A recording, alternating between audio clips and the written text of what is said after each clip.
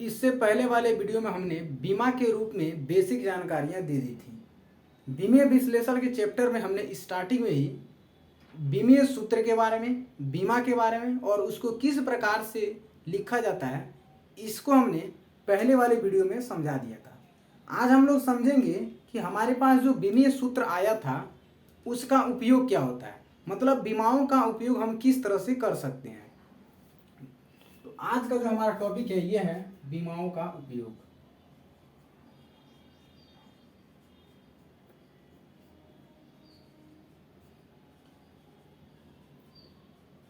ये है हमारा बीमाओं का उपयोग।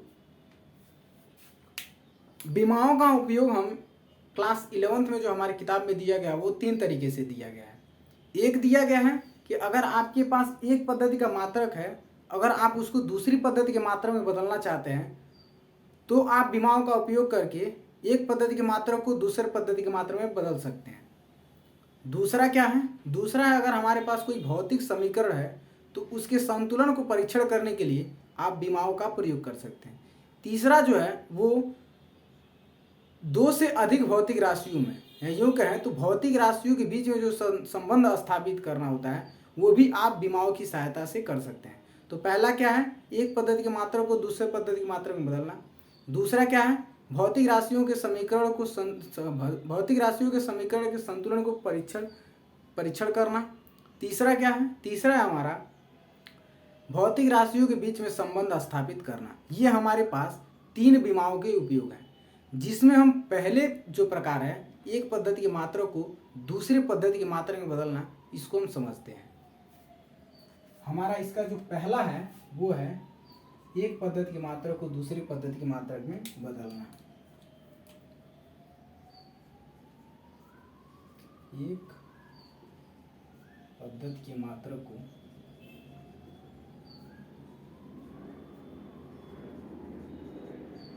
दूसरी पद्धति के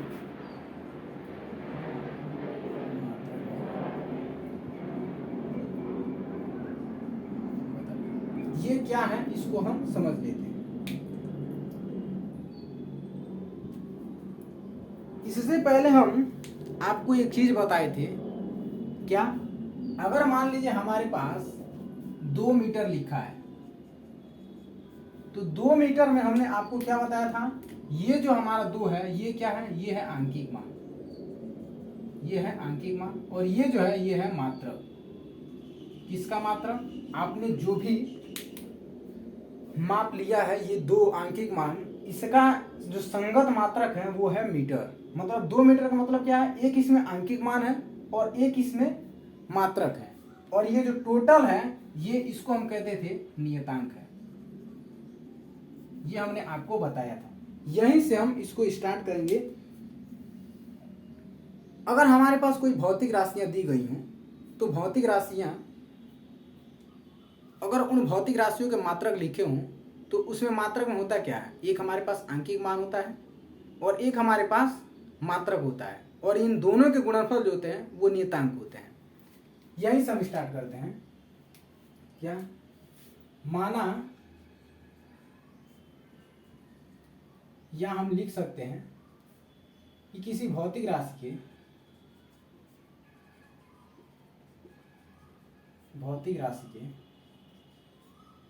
आंकिक मान, किसी भौतिक राशि के आंकिक मान, जैसे मान लीजिए यहाँ पे 2 है, तथा संगत मात्रक, यहाँ पे इसका संगत मात्रक क्या है? यहाँ पे इसका संगत मात्रक मीटर है। संगत मात्रक का गुणनफल सदैव एक नियतांक होता है, एक नियतांक होता है। ये हमने आपको पहले भी समझा दिया था। ये जो होता है एक नियतांक होता है। यहीं से हम इसका डेरिवेशन स्टार्ट करते हैं कि किस प्रकार से एक पद्धति के मात्रक को दूसरे पद्धति के मात्रक में बदलने के लिए बीमा के रूप में इसका फॉर्मूला कैसे प्राप्त किया जाता है। माना हमारे पास एक भौतिक राशि है, माना एक भौतिक राशि P है, ठीक। P का पी का पहली पद्धति में, पद्धति से मतलब क्या है, हम वहाँ पे आपको पहले ही बता दिए थे। मान लीजिए कोई सीजीएस पद्धति है, ये आपका एमकेएस पद्धति है, ये आपका एफपीएस पद्धति है, और यहाँ पे एसआई सिस्टम था। यही हमारे पास 4 पद्धतियाँ होती हैं। तो अगर आपको कोई मात्रक सीजीएस में दिया हो तो उसको एमकेएस में कैसे बदलेंगे, किसकी सहायता से, बीमा की सहायता से। अगर आपका मात्रक एमकेएस में दिया हो तो उसको एफपीएस में कैसे बदलेंगे। मतलब इन चारों में आपस में आप एक दूसरे में बदलने के लिए बीमाओं का उपयोग किस प्रकार से कर सकते हैं, यही इसका मतलब है। ठीक, तो हमारे पास मानते हैं हम एक भौतिक राशि पी है, पी भौतिक राशि है, तो इसके हम 2 अलग अलग मात्रक लेते हैं। एक लेते हैं एक पद्धति में और दूसरा लेते हैं दूसरे पद्धति में। मतलब आप चारों में से कोई भी 2 पद्धति ले सकते हैं। इसलिए हम यहाँ पे ले रहे हैं पहला पद्धति। पहले पद्धति में मात्रक या पहले पद्धति में आंकिक मान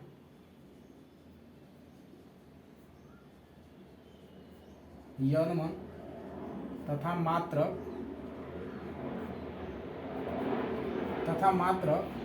U1 है। यन से मतलब न्यूमेरिकल वैल्यू, U का मतलब यूनिट।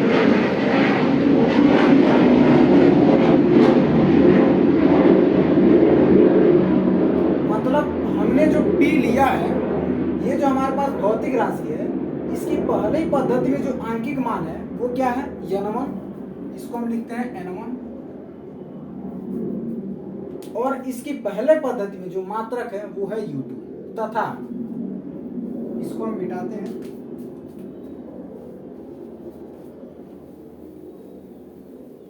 तथा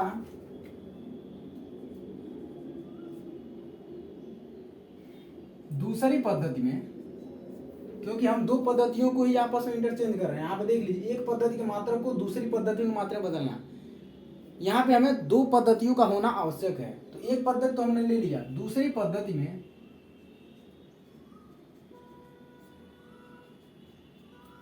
पद्धति में हमने आंकिक मान क्या लिया, दूसरी पद्धति का, या में आप कुछ भी लिख सकते हैं, दूसरी पद्धति का आंकिक मान N2 तथा मात्रक U2 है।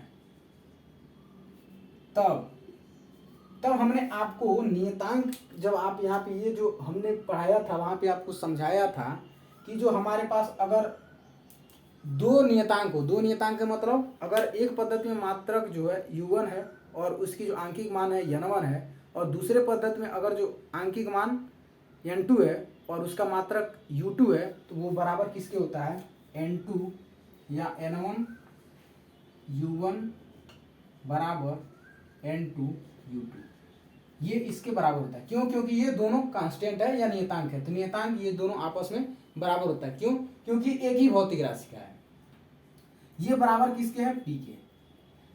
मतलब P का जो ये नियतांक है, ये N1 U1 बराबर किसके है, N2 U2 के। ये बराबर किसके है, P के। ये रिलेशन आपको पहले वाले चैप्टर में आपको हमने समझा दिया था कि यहाँ पे अभी जो हमने लिखा था 2 मीटर, तो 2 जो आंकिक मान था और मीटर जो मात्रक था, ये जो दोनों गुणनफल होता है, ये नियतांक होता है। और चूंकि ये एक ही राशि का 2 अलग अलग पद्धति में मात्रक है, तो इनका जो दोनों वैल्यू होगा वो नियतांक होगा और दोनों बराबर होगा। भले ही उसकी पद्धतियाँ अलग अलग हो सकती हैं, लेकिन जो न्यूमेरिकल वैल्यू मात्रक होगा वो आपस में एक नियतांक होगा। यहाँ पे हम ये U1 जो इसको हमने ये अंदर ब्रैकेट के अंदर लिखा है, इसका मतलब क्या है, यहाँ पे जो हमने U1 ब्रैकेट के अंदर लिखा है, ये है पहले पद्धति में मात्रक की बीमा और ये है दूसरे पद्धति में मात्रक की बीमा। अब हम इसको आगे बढ़ाते हैं, कैसे, हम पहली कंडीशन के लिए मानते हैं। पहली पद्धति में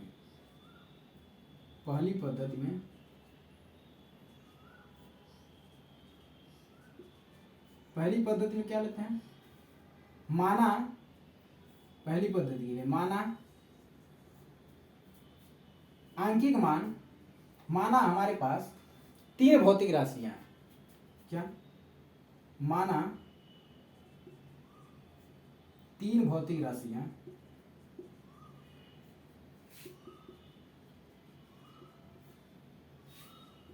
M1 L1 तथा,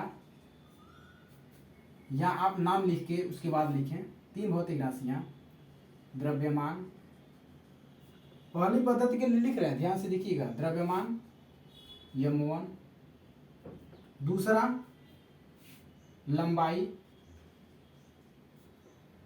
L1 तथा समय हम तीन ले रहे हैं, एक M1 एक L1। M1 क्या है? पहली पद्धति में द्रव्यमान। L1 क्या है? दूसरी पद्धति में पहली पद्धति में लंबाई। और समय क्या है? T1 पहली पद्धति में समय। और इसके संगत इसकी विमाएं इसकी विमाएं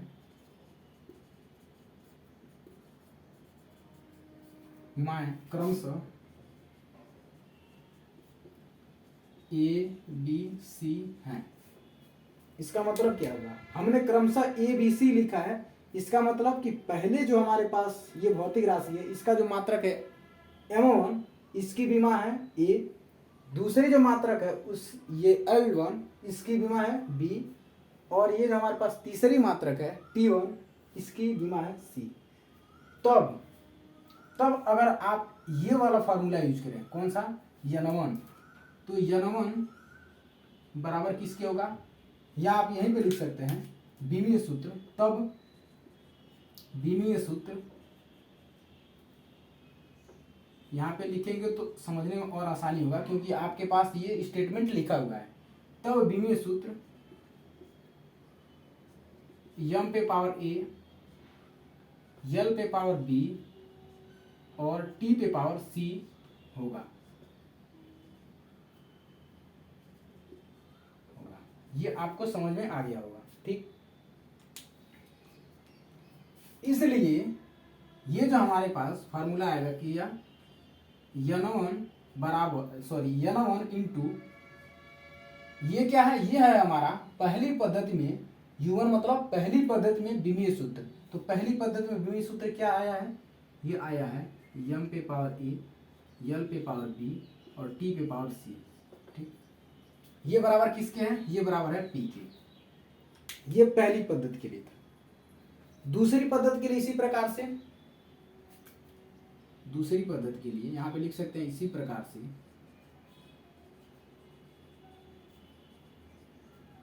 दूसरी पद्धति के लिए, किसके लिए? दूसरी पद्धति के लिए। दूसरी पद्धति के लिए क्या होगा? यहां पे भी तीन भौतिक राशियां होंगी, लेकिन वो होगा M2 L2 T2, और उसके संगत जो विमाएं होंगी वो यही होंगी ABC। अब हम उसको लिखते हैं।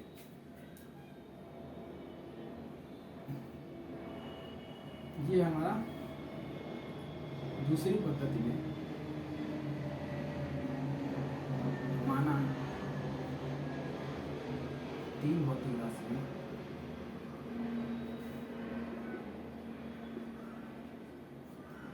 भौतिक राशियां कौन सा? द्रव्यमान में M2, लंबाई में L2 तथा समय में T2, और इसकी विमाएं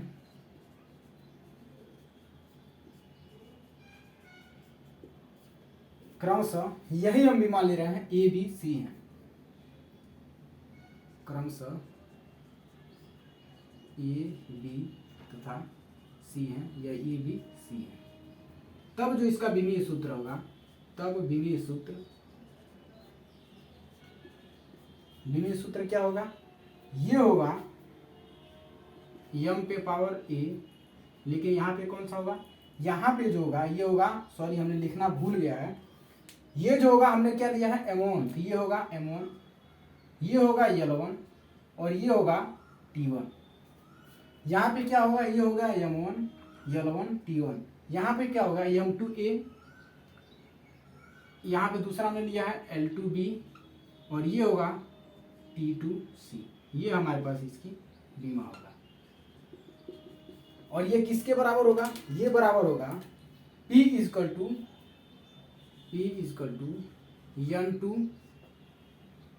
N2 और U2, मतलब ये जो दूसरे पद्धति में इसकी जो बीमा है वो किसके बराबर है, ये होगा M2A, L2B और T2C, ये इसके बराबर होगा। आप देख रहे हैं कि यहाँ से ये दोनों जो P है ये आपस में बराबर है, इसलिए ये भी आपस में बराबर होगा। अब वैसे भी आप समझ सकते हैं कि पहले पद्धति में ये जो है ये बराबर है दूसरी पद्धति के इसके, इसलिए यहाँ पे अगर आप इसको समीकरण 1 मान लें और इसको समीकरण 2 मान लें, तो समीकरण 1 तथा समीकरण 2 से अब हम इसको मिटाते हैं और इसके आगे कंटिन्यू करते हैं। समीकरण 1 तथा समीकरण 2 को आपस में हम लेके चलते हैं।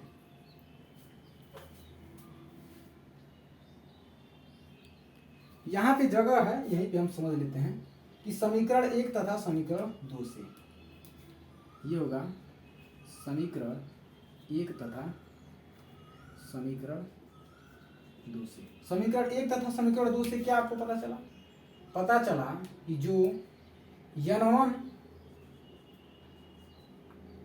M1 पे पावर A, L1 पे पावर B और T1 पे पावर C है, ये बराबर है किसके, दूसरे वाले के M2 पे पावर A, L2 पे पावर B और T2 पे पावर C के, ये इसके बराबर है। हमने कहाँ से देखा, समीकरण 1 तथा समीकरण 2 से। क्यों, क्योंकि ये दोनों आपस में साइड, ये वाला जो देख रहे हैं ये आपस में बराबर है, और यहाँ पे भी आप समझ सकते हैं।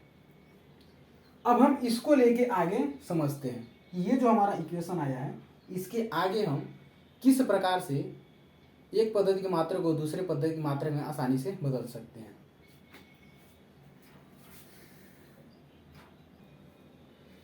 ये जो हमारे पास रिलेशन आया है, अब हम इसको आगे कंटिन्यू करते हैं। पहले हम लिखते हैं कौन सा, ये है हमारे पास N2। पहले आप इसको लिखें या इसको लिखें कोई फर्क नहीं पड़ता है, हम पहले इसको लिख ले रहे हैं N2 M2A L2B और T2C। पहला हमारा ये है, ये बराबर किसके है, ये बराबर है N1। हम इसको पहले इसको लिख लिए, बाद में इसको लिख लिए। क्यों, क्योंकि आपके पास जो भी क्वेश्चन देगा उसमें N1 की वैल्यू ऑलरेडी दी होगी, लगभग N1 की वैल्यू दी होगी। अगर N1 की वैल्यू नहीं दी है तो आपको N2 की वैल्यू दी होगी, तो आप इसको पहले और आगे पीछे लिखने से कोई फर्क नहीं पड़ेगा। लेकिन अगर आप इसको पहले लिखेंगे तो अभी आप देखिए ये जो M2 L2 T2 है, ये इस M1 L1 और T1 के नीचे चला जाएगा, जो कि L1 अपान L2 या M1 अपान L2 या T2 अपान T2 लिखेंगे तो आप आसानी से समझ जाएंगे। इसलिए हम इसको पहले लिख रहे हैं, ये M1A L1B और ये T1C के बराबर है। यहाँ से आप देखें, अगर केवल L2 का मान निकालें, सॉरी N2, L नहीं N क्या है, N है दूसरे पद्धति में आंकिक मान। तो अगर सिर्फ इसकी वैल्यू आप निकालना चाहें तो ये वाला जो है टर्म, ये इसके नीचे भाग के रूप में चला जाएगा, ये हो जाएगा M1A L1B और ये है T1C, ये इसके बराबर हो जाएगा। बटा में ये वाला जो टर्म आएगा ये होगा M2A L2B और ये है T2C, ये इसके बराबर हो जाएगा। अगर आप ध्यान से इन दोनों को देखें तो इसका जो पावर है वो सब में सेम है, भले ही इसके मात्रक जो हैं वो अलग अलग हैं, लेकिन इसकी जो बीमा है वो सेम है। तो आप इसको कैसे लिख सकते हैं, आप इसको लिख सकते हैं कि N2 बराबर N1, एक साथ आप लिख लीजिए M1 अपान M2, M1 अपान M2 की पावर A, मतलब इसकी बीमा A। दूसरे साथ आप लिख सकते हैं कि L1 अपान L2, इसकी बीमा B और तीसरे साथ आप लिख सकते हैं कि T1 अपान T2 और इसकी बीमा है C। ये जो हमारा इक्वेशन आया है या ये जो हमारे पास फार्मूला आया है, यही वो फार्मूला है जिसकी सहायता से हम एक पद्धति के मात्रक को आसानी से दूसरी पद्धति के मात्रक में बदल सकते हैं। यही हमारे पास वो फार्मूला है। यहाँ पे M1 होगा, यह है M1। इस फार्मूले की सहायता से हम एक पद्धति के मात्रक को दूसरे पद्धति के मात्रक में आसानी से बदल सकते हैं। इसके लिए हम एक एग्जाम्पल लेके आपको समझाते हैं इसको।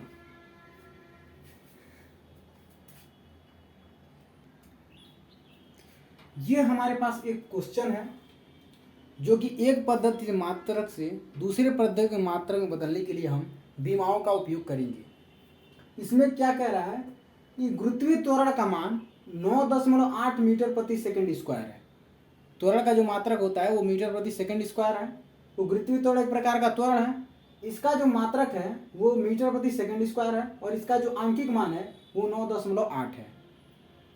यदि लंबाई को किलोमीटर में, मतलब ये जो हमारे पास मीटर है इसको किलोमीटर में, तथा ये जो हमारे पास सेकंड है इसको मिनट में, ये जो हमारे पास सेकंड है इसको मिनट में मापें, तब बीमा के द्वारा आप जी का मान कैसे कैलकुलेट करेंगे।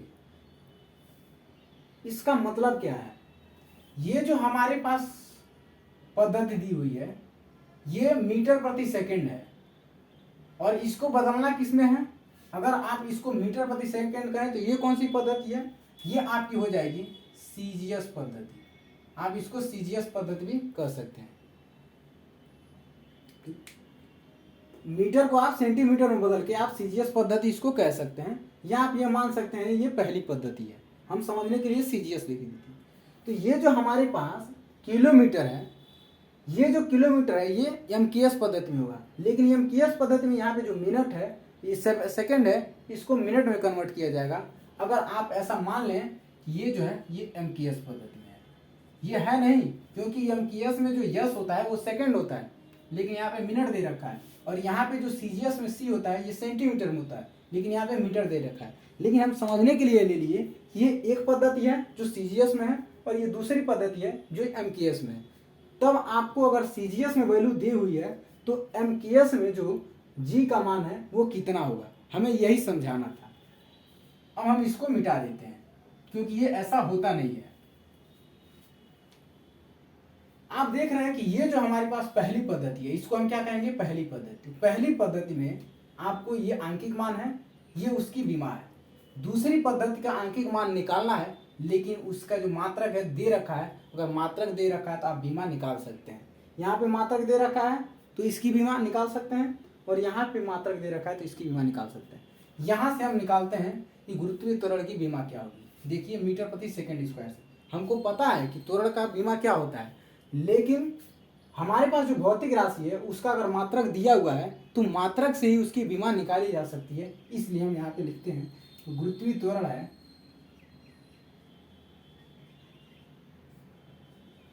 गुरुत्वीय त्वरण, उसकी बीमा क्या है, बीमा L_T-2 होगा। L_T-2 होगा। क्यों, आप यहाँ से देख सकते हैं कैसे। ये जो हमारे पास मीटर है इसको हम किस में मापते हैं, L, और L मतलब लेंथ, और ये जो हमारे पास सेकंड है ये प्रति सेकंड स्क्वायर है, इसलिए T/-2 आया है। अब क्या कीजिए, आप इसको मान लीजिए कि पहली पद्धति के लिए माना क्या, L1T1 क्रमशः L1T1 मीटर प्रति सेकेंड, मीटर तथा सेकेंड, सेकेंड को, और L2 तथा T2। क्योंकि एक पद्धति के तो हमें बीमा यहाँ से निकाल सकते हैं, लेकिन दूसरी पद्धति की बीमा अगर आप यहाँ से निकालना चाहते हैं तो इसलिए हम मान लिए कि L1 जो है और T1 जो है ये बीमा पहली पद्धति में L1T1 है और दूसरी पद्धति में L2T2 है, और L2 ये है L2 T2 है तब, तथा आंकिक मान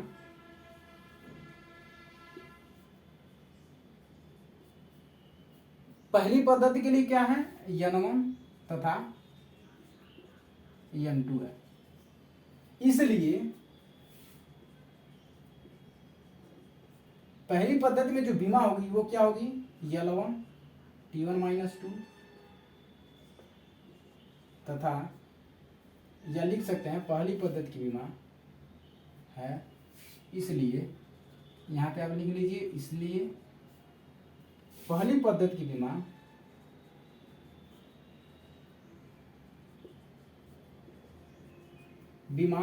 L1 T1-2 तथा दूसरी पद्धति की बीमा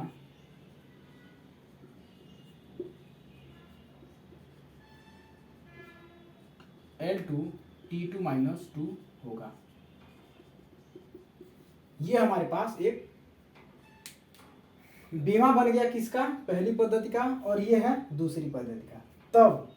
तब आपको फॉर्मूला क्या पता है, आपको फॉर्मूला पता है कि N1 U1 बराबर N2 U2। और आप ध्यान से देखें तो N1 का मान दिया हुआ है, N1 का मान कितना है, 9.8, मतलब पहली पद्धति में जो हमारे पास आंकिक मान है वो दे रखा है, क्योंकि N1 बराबर 9.8 दे रखा है। इसलिए यहाँ से अगर आपको निकालना क्या है, आपको निकालना है N2। N2 क्या है, N2 मतलब G का आंकिक मान, किस पद्धति में, दूसरी पद्धति में। दूसरी पद्धति हमारा ये रहा, तो यहाँ से अगर आप N2 के मान निकालें तो N2 मतलब क्या मिल जाएगा, ये वाला नीचे आएगा तो ये बराबर हो जाएगा N1 U1 अपान U2, ये इसके बराबर हो जाएगा। ठीक, और यहाँ पे कोई भी डायमेंशनल फार्मूला अभी हम नहीं लिखे हैं।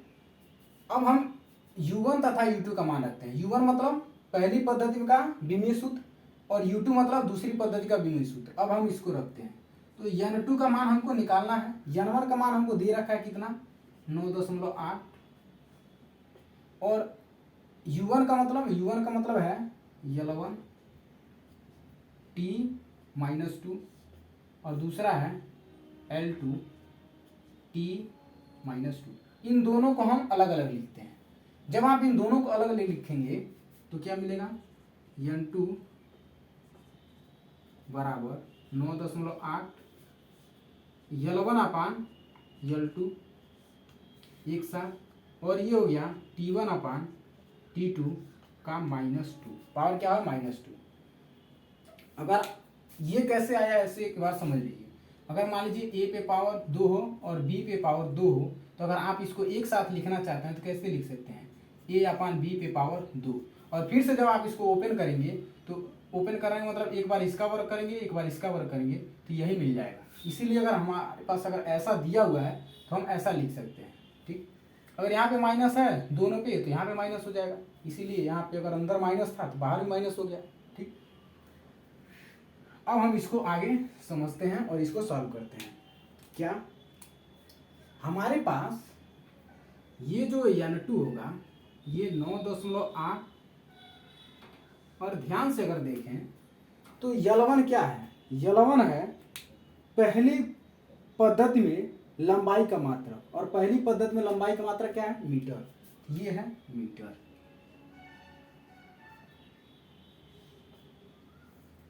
दूसरा क्या है, दूसरा है L2। L2 क्या है, दूसरी पद्धति में लंबाई का मात्रक, और दूसरी पद्धति में लंबाई का मात्रक क्या है, किलोमीटर में, ये क्या है, किलोमीटर। ठीक, अब हमारे पास ये है दूसरे में आप ध्यान से देखिए, T1 क्या है, पहली पद्धति में समय का मात्रक, सेकेंड, ये हमारे पास सेकंड। और T2 क्या है, T2 है दूसरी पद्धति में समय का मात्रक, समय का मात्रक दूसरी पद्धति में क्या है, मिनट, ये है मिनट। और पूरे का पावर क्या है, -2। ये आपको समझ में आ गया होगा हमने कहाँ से लिखा है। हम इसको एक यूनिट में बदलते हैं। एक यूनिट का मतलब अगर ये मीटर है तो इसको भी मीटर में बदलते हैं, अगर ये सेकंड है तो इसको भी सेकंड में बदलते हैं। इसलिए n2 बराबर 9.8 ये होगा मीटर बटा, ये क्या है, ये है आपका किलोमीटर। अगर इसके आगे कुछ नहीं लिखा है तो मान लीजिए क्या यहाँ क्या है 1, तो 1 किलोमीटर बराबर कितना होगा 1000 मीटर। कुछ नहीं लिखा है तो 1 का मल्टीप्लाई करेंगे तो ये 1 किलोमीटर के बराबर हो जाएगा, और 1 किलोमीटर मतलब 1000 मीटर। ठीक, दूसरा क्या है, ऊपर है सेकेंड, दूसरा है आपका सेकेंड। और यहाँ पे आप देख रहे हैं कि ये जो हमारे पास मिनट है, इसके अगर आगे कुछ नहीं लिखा है तो मान लीजिए क्या है 1, तो 1 मिनट बराबर कितना होता है, 1 मिनट बराबर होता है 60 सेकेंड। तो यहाँ पे हम लिख रहे हैं 60 सेकेंड। हमने 1000 मीटर कहाँ से लिखा, तो 1 किलोमीटर बराबर क्या होता है 1000 मीटर, और यहाँ पे 1 मिनट बराबर क्या होता है 60 सेकेंड। अब आप देखें तो इस मीटर से ये मीटर कैंसिल हो गया, इस सेकेंड से ये सेकेंड कैंसिल हो गया। अब ये जो हमारा मात्रक है ये किस में बन गया, और सॉरी इसके साथ ये पावर -2 है, इसको हमने लिखना भूल गया था, ये हमारे पास पावर -2। पावर -2 का मतलब क्या है, ये वाला जो मान है, मतलब ये जो जिस पे पूरा पावर लगा है ये इसके नीचे होगा। कैसे, अगर हम वहां पे लिखते थे मीटर प्रति सेकेंड या मीटर प्रति सेकेंड, तो जब ये मान ऊपर जाता था तो ये हो जाता था मीटर प्रति सेकेंड, और सेकेंड पे क्या लग जाता था -1 आ जाता था। मीटर प्रति सेकेंड में सेकेंड पे -1 आ जाता था। तो अगर इस पे -1 है इसका मतलब ये नीचे रहा होगा, तो अगर इस पे -2 है इसका मतलब ये वाला जो पूरा मान है ये इसके नीचे रहा होगा। अब हम उसको लिखते हैं, जो n2 है ये 9.8 गुणे ये 1/1000, और किस में होगा, ये होगा किलोमीटर में। किस में होगा, किलोमीटर में। 1/1000 मतलब ये किस में होगा, किलोमीटर में। और ये जो होगा ये 1/60 का होल स्क्वायर हो जाएगा, और -2, और -2 जब नीचे आएगा तो ये हो जाएगा 1/60। इसलिए हम इसको लिख लेते हैं, ये 1/60 पे पावर हो जाएगा, पावर हो जाएगा 1/60 पे पावर हो जाएगा। ठीक, अगर आप इसको ओपन करें तो क्या मिलेगा, जब आप ओपन करेंगे इसको तो इसका जब आप वर्क करेंगे तो ये हो जाएगा 1/60। इसको आप ध्यान से देखें, इसको हम मिटाते हैं, यहाँ पे समझाते हैं। अगर 1/60 है और इसका आप अगर वर्क किए हैं तो इसका मतलब क्या होगा, 1/60 गुणे 1/60, यही तो होगा। अगर ऐसे लिखना चाहें तो ऐसे लिख लीजिए, 1/60 गुणे 1/60 दोनों मिलकर क्या हुआ है 1/60 का स्क्वायर। तो आप इसके जगह पे क्या लिख सकते हैं, इसको स्क्वायर को हटा के लिख सकते हैं 1/60 गुणे 1/60, ये इसके बराबर हो गया। अब हमने आपको बताया था कि ये जो बीच वाला भाग है इसको आप और थोड़ा अरेंजमेंट तरीके से लिखना चाहें तो दोनों में गुणा है तो ये गुणा का चिन्ह हटाते हैं और इसको बराबर लिखते हैं और बीच में गुणा का साइन देते हैं, और 1 का 1 में गुणा करेंगे तो 1 के बराबर होगा, इसलिए 1/60 गुणे 60 हो गया। अब आपको आसानी से समझ में आ गया। ठीक, ये लेकिन किसके बीच में है, ये है 1/1000, ये जो हमारे पास मान दे रखा है 1/1000, इसके नीचे है 1/60 गुणे 60। तो आपको पता है कि अगर आपको कोई वैल्यू अगर इस तरह से दी हुई हो, कैसे A/B, बीच में भागा हो और फिर हो A/B, इस तरह से दी हुई हो, तो आप इसके दो तरीके से कर सकते हैं। या तो इनके दोनों बाहर वालों को आप एक साथ गुणा कर दें, इन दोनों को, और दोनों बीच वालों को एक साथ गुणा कर दें, या आप नीचे वाला जो A/B है इसको पलट के उल्टा कर दीजिए ऊपर, किसके साथ, A/B वाले के साथ। तो जब आप नीचे वाले को उल्टा ऊपर करेंगे तो क्या हो जाएगा, नीचे वाला ऊपर चला जाएगा B, और इसका नहीं, ये तो ऐसे ही रहेगा, इसका नीचे वाला ऊपर गया और ऊपर वाला नीचे आ जाएगा A, तो A से A कट जाएगा, B से B कट जाएगा, और इसका मान 1 के बराबर हो जाएगा। अगर आप ऐसे करना चाहते हैं कि दोनों को, बीच वाले दोनों को एक साथ और बाहर वाले दोनों को एक साथ गुणा करना चाहते हैं तो करेंगे तो क्या होगा, ये बाहर वाले को दोनों को एक साथ करेंगे तो ए गुणे बी बटा नीचे वाले को दोनों को करेंगे तो बी गुणे ए से ए कटा बी से बी कटा, इसका भी मान बना दे। तो आप इसको दो तरीके से कर सकते हैं। तो यहाँ से हम क्या कर रहे हैं, हम यहाँ से दोनों बाहर वाले को एक साथ और दोनों अंदर वाले को एक साथ कर ले रहे हैं। जब आप दोनों बाहर वाले को एक साथ अंदर वाले को एक साथ करेंगे तो ये जो n2 है ये बराबर हो जाएगा, बाहर वाला कौन सा है 1 और 60 गुणे 60, लेकिन उसके साथ क्या है 9.8 गुणे ये कौन सा है 60 गुणे 60, बीच वाला कौन सा है 1000 गुणे 1, तो 1000 गुणे 1 कहाँ आएगा नीचे, तो ये हो जाएगा 1000 गुणे 1 का मतलब कुछ नहीं है, इसलिए यहाँ पे सिर्फ क्या होगा 1000। अब आप यहाँ से देखें तो यहाँ से दशमलव हटाएंगे तो ये क्या होगा नीचे 1 0 एक्स्ट्रा बढ़ जाएगा, 1 0 से आप 1 0 काट दिए, 1 0 से 1 0 काट दिए, आपके पास क्या बचा 98 गुणे 6 गुणे 6। अगर आप इसको सॉल्व करें तो हम यहीं पे सॉल्व कर देते हैं, शायद आ जाए। ये बच जाएगा क्या 98 गुणे 6 बटा 100, 6 गुणे 6 मतलब 36। अगर इसको आप कैलकुलेशन करें तो 98 गुणे 36, यही तो करना है, 98 गुणे 6 मतलब 36। तो 6 8 48 के 8 हासिल 4 और 6 9 54 4 54 4 58, 58 के 8 हासिल 5, और ये हो जाएगा आपका पूरा, आप लिख लीजिए 58 क्योंकि अब कोई बचा नहीं, और 3 8 24 के 4 हासिल 2 और 3 9 27 और 2 29, ये हमारे पास बच गया। अब आप इसको कैलकुलेट करेंगे क्या होगा, ये हो गया 8, ये हो गया 8 4 12 2, 9 5 14 1, 9 5 14 1 16, और ये हो गया 2 और 1 3, ये कहीं गड़बड़ हो रहा है। 6 8 48 का 8 हासिल 4 और 6 9 54 और 54 4 58 का पूरा 8, और ये 3 8 24 के 4 हासिल 2 और 9 3 27 2 29।